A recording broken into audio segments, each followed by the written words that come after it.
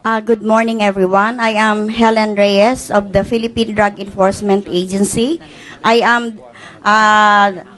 My service is the compliance service which regulates the use of narcotic, psychotropic, as well as controlled chemicals. So yung mini-mention kanina na issuance ng S2, kami po yung nag-i-issue nun. Kami din ho yung nag-i-issue ng lisensya sa mga butika, sa mga manufacturers, sa importers. Ang pinag-uusapan ho natin dito, sana maklaro lang ho natin kung ano ba talaga ang gusto nyong mangyari. From the observation that I've been hearing, sa mga input, sa mga comments na natatanggap kanina, ang gusto lang ninyo naman is the medical marijuana and not the recreational or the herbal marijuana. Medical. So, ang ganito ho yun.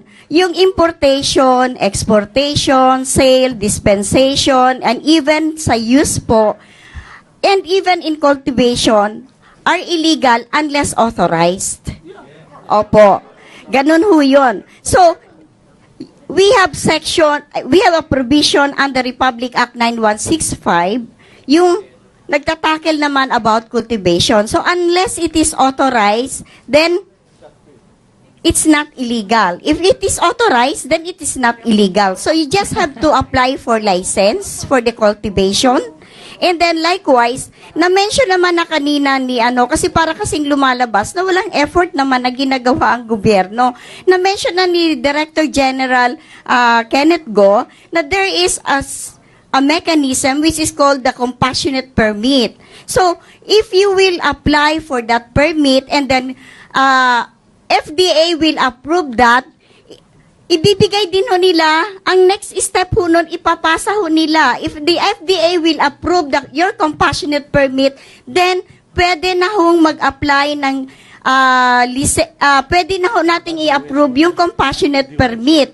So, there should be a doctor that has to champion para doon sa pag-import natin ng medication na nabanggit nyo na, like yung Satibex or Minajol or yung mga established na talaga na processed medical marijuana preparation coming from other countries. Kasi right now, we are also abiding with the CPR, the Certificate of Product Registration that will be issued by the FDA. Because of course, there's the issue of potency and efficacy, yung na-mention na kanina ni Dr. Go. So, pag na-approve na ho yung compassionate permit, and then there's a doctor that has to champion it, and then we will course it through an importer.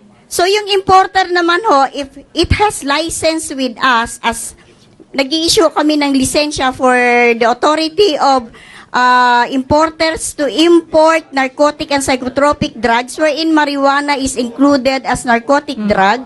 So, papasok ko yan sa distributor. Ngayon, yung distributor, yun na siya ang mag-aano sa, there will be a special consideration that will be allowed na pwedeng mag-prescribe, but it has to undergo a process. Meron ho dapat S2 ang doktor, magko-comply ho siya dun sa S2 yung prescription requirements.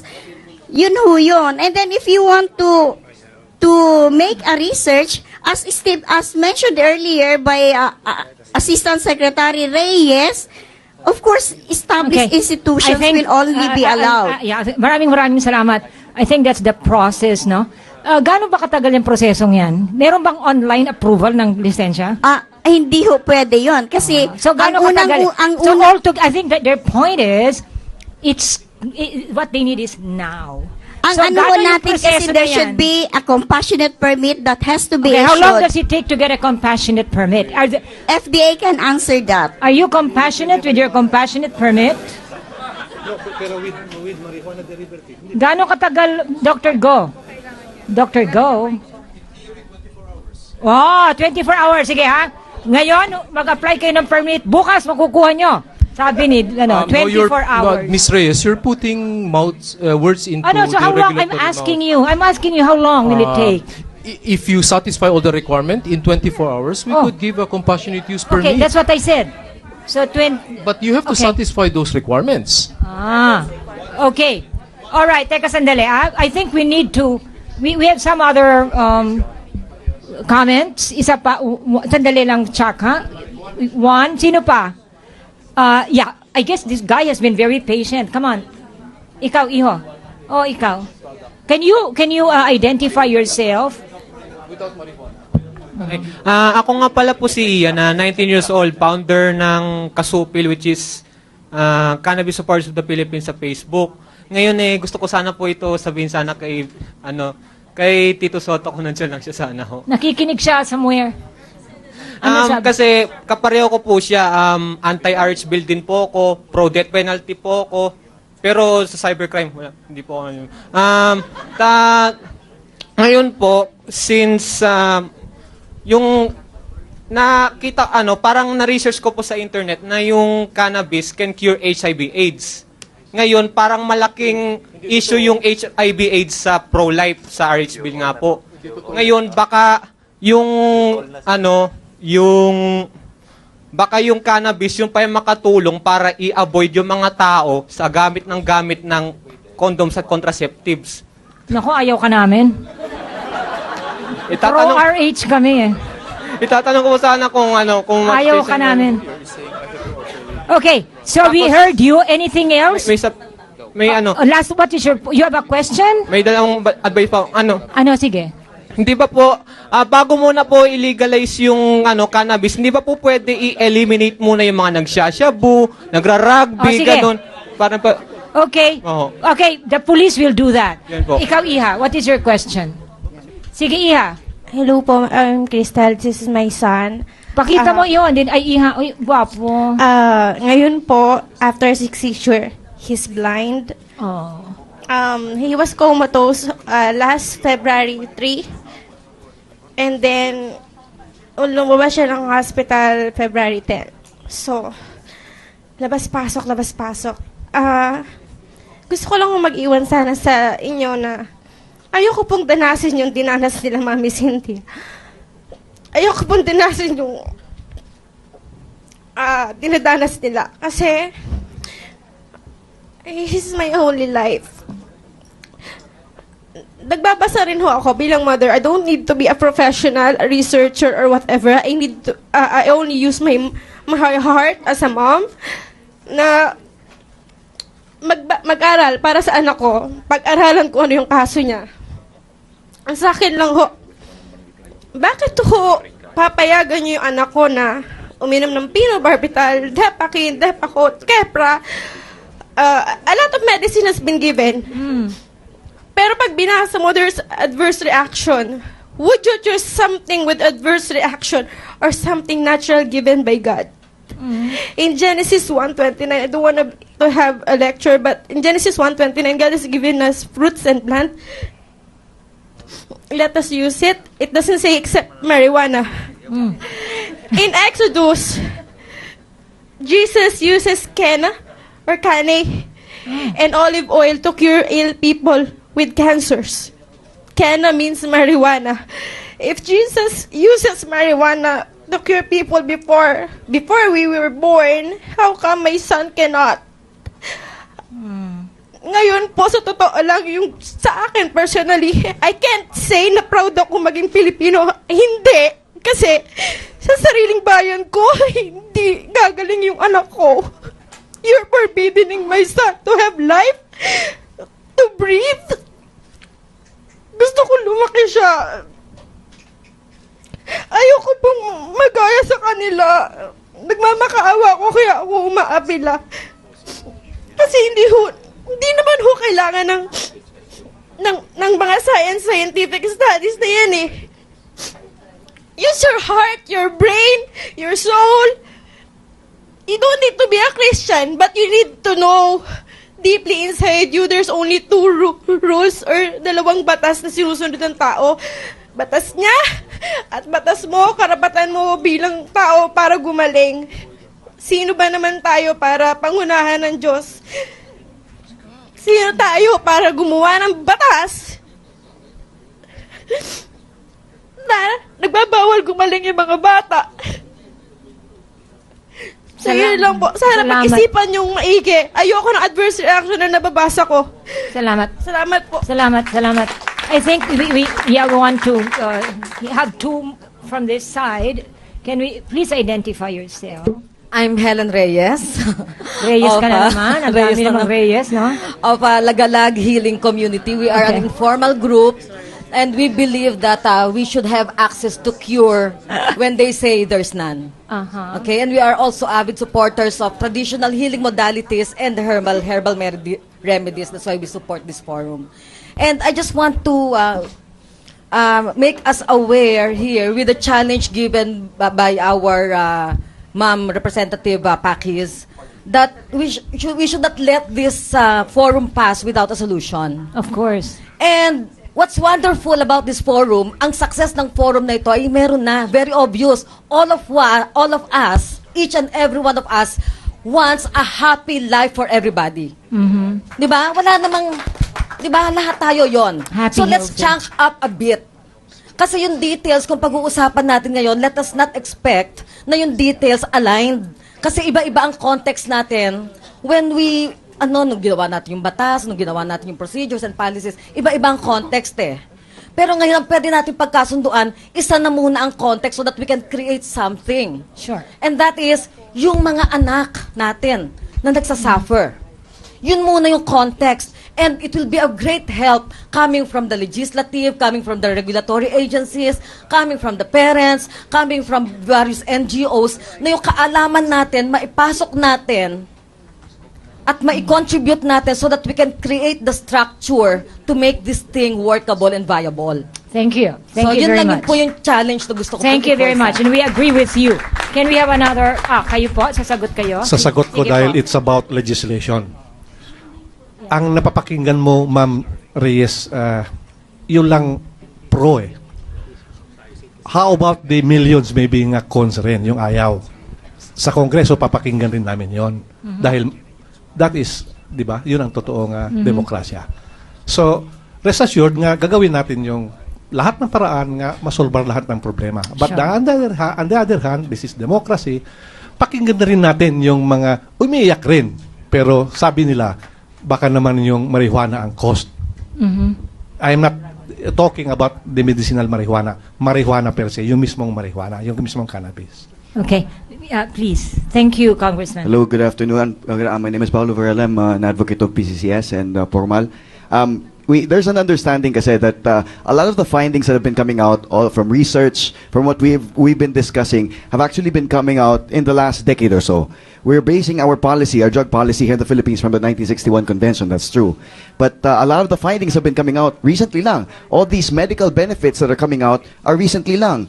So all of the stigma, I believe, is what's detaching all of our patients from allowing them to have safer access in terms of accessing this medicine. I think there's a lot of things that we need to understand. Like example, in many different places around the world, a lot of things are happening right now, and that's what we're clamoring for. We're asking for safer access for our patients right now because that's what's going on in many different places around the world. Like example, in Israel, since the 90s, they've already had a pioneering medical facility already for medical cannabis, specifically for medical cannabis.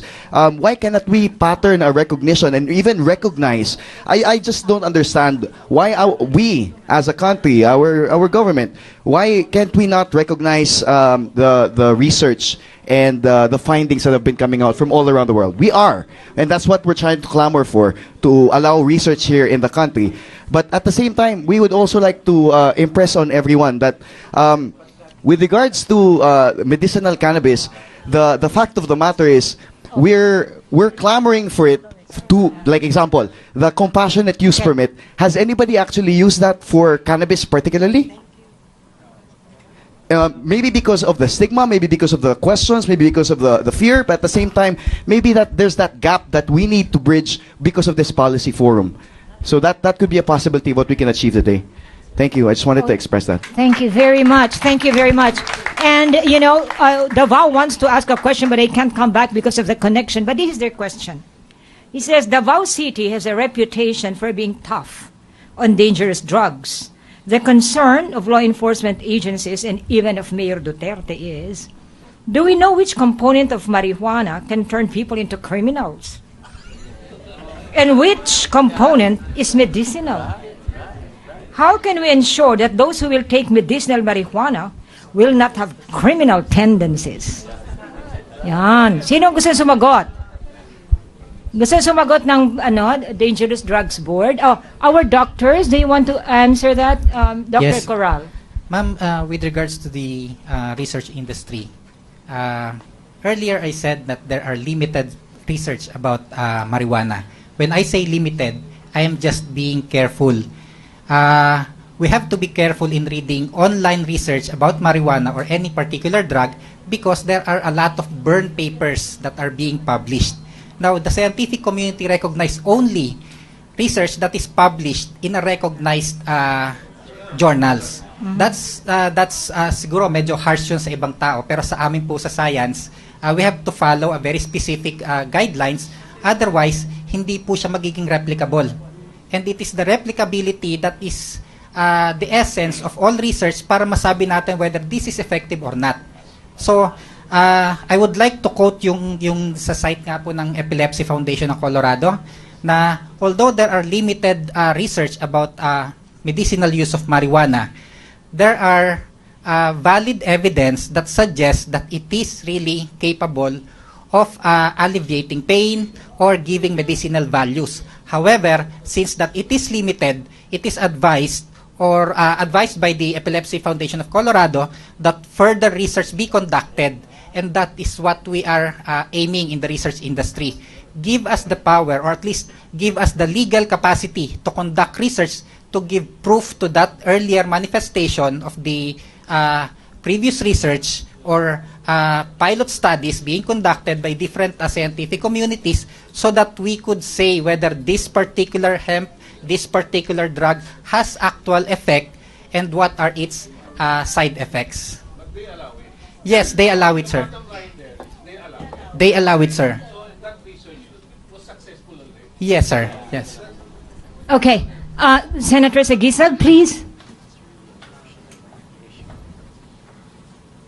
Before one can commit a crime, he must survive. And the first law of mankind is survival. So we have to allow the use of this kind of medicine or ingredient or element to enable someone to survive. That is what we are talking about here. And listening to some of the stories I heard, I did not think that after my heart was broken in 2007, that it will be further broken today. Thank you very much, Senator Sagisag. Is there anybody else here who would like to ask a question? Are you all happy with our forum? Yes, please. Yeah.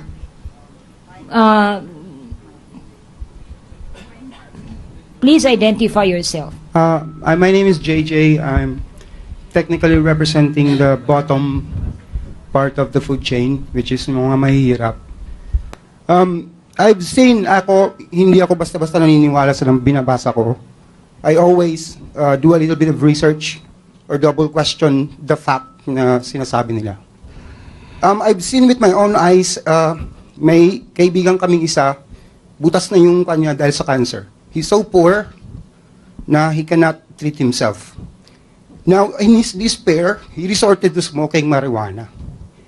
And after a year, nandun pa yung butas. Pero hindi na siya nag-spread. He was already despaired na I think mamamatay na siya. Now, I know this kid kasi yung tito ko mismo nag-adapt sa kanya ngayon. I'm from Tacloban City pala. And yung bata, namatay yung parents niya rin. So, yung tito ko nag-adapt, if we need to contact that kid for medical research, and mapakontak natin yun. Second, probinsyano po ako. So, sa amin medyo lax. Dito sa Manila, is sobrang tight yung when it comes to PDEA. I've seen with my own eyes, mga kabarkada ko, they are treating their moms na hindi naman gumagamit talaga yung mga addict, pero when they feel pain like rheuma or whatever, yung mga pains na common sa mga old people, they look for marijuana. They don't use big, sobrang dami, pero just like konti lang, kinakain, and then they nare-relieve sila. So if we are patriotic and we love the people, especially the big chunk of the people which consist of Philippines na mga mahihirap, I would suggest that this warrants investigation, and this is going to help a lot sa mga Pilipino. Maraming salamat po. Thank you so much. I think... Oh, you do. Okay. Last comment or question. Just a comment. I'm Ray Bakirin. I'm an advocate of many, many things, not just medical marijuana. I'm here because I am hopeful, not just for myself, but for the many others here. I'm sorry. Okay. You want water? No, I'm fine. You can grab... I'm fine. I'm happy. I'm happy for this day na at least we're talking about it. I'm from Baguio, so marijuana is not new to me because my uncles during the 70s would put marijuana in the omelette and I would eat it. And I grew up the happiest kid. Okay? And no, it's not addictive because I turned out pretty well. You did. I turned out pretty well and I'm a decent human being at hindi ako nangungurakot or anything like that. And I think, di ba, although how I turned out to be as an adult is not because of the marijuana also. No, anyway, I stood up because I just wanted to say that that this discussion is so important, and so for me, it's so important that we all approach it with an open mind, and to just maybe just a reminder, especially for those who will be going out there to talk about it, to hopefully legislate or whatever, to represent us, because you will be our voice there. And I would like to say that at the end of the day, this is about thinking of our fellow human beings, mga Pilipino na nangangailangan ng tulong, hindi lang para sa aming nandito, pero kasi nakakalimutan ng maraming mga representative ng mga boses natin dun sa Senado at sa House of Reps, nakakalimutan nila nandun sila para sa atin. So sana yung mga taong bayan ang i-consider ng mga taong magsasalita para sa atin. Itabi muna natin kasi it's possible for you to be our voice and still be against marijuana eh. Pero parang bilang boses namin, i-represent nyo kami ng maayos. Utang na loob kasi nangangailangan ng taong bayan ng Pilipino ng mga alternative na remedies na hindi madadamage. Like I have multiple cysts and nodules in my breasts. I'm sorry. I have a cyst in my thyroid gland. I have fatty liver disease, and so I cannot take medicines that are aggressive because my liver will suffer. And so it's a lose-lose situation for me if I take synthetic drugs. And so I look to alternative medicines. Of course, I will not admit that I'm taking the oil, but just the same, you know. And so I'm not the only one, as you have heard already. So all I'm asking is for our leaders, our voices, our representatives to please, if you are against marijuana or to whoever is watching who is against it, to just open your minds, because this is not just for one person. This is for many people, because medical marijuana doesn't just help MS, doesn't just help seizure disorders. It also helps with cancer, glaucoma, so many other things. And so just come from open-mindedness and being non-judgmental. Thank you. Thank you very much. It's 12:40 and we are really right on the dot. I'd like to summarize the discussions today by quoting Khalil Gibran. You know him? He is the author of The Prophet. Who doesn't know him, no? He says, reason and passion are the soul and rudder of the seafaring soul. What we heard this morning really are two dimensions of the topic. On the one hand, we heard mothers, we heard parents talk about how their children are suffering, including those who are directly suffering. And so their appeal is really to the compassionate heart. On the other hand, we heard from another side the reason that you have to do research, that and we're not saying you don't, no? And you should not. We are not saying that. On the other hand, there is reason which says we need research, we need scientific evidence, we need time, we need a permit, fine. So we have these two dimensions of the policy issue that we discussed today. However, as Khalil Gibran said, these are the soul and rudder of the seafaring soul. In other words, pwede namang pagsamahin. We can combine. We can be as reasonable, as scientific, as research-oriented as we can get, but at the same time, we need a heart, no? We need a heart to understand, to embrace all these people who are suffering. I'm a grandmother. And when I hear this, my heart melts. And I feel how lucky I am that my son and my granddaughters, two lovely granddaughters, are healthy and are not suffering as your children are doing. But each time I hear these stories, talagang I am moved. But on the other hand, I also understand what the policymakers, what our legislators, what our executive officials, what our police, what our bureaucrats would say. I do, but is there a way we can wed them together so that we could have really a more fruitful, more productive, more person-oriented approach? And we are looking into that. That's why we held this policy forum.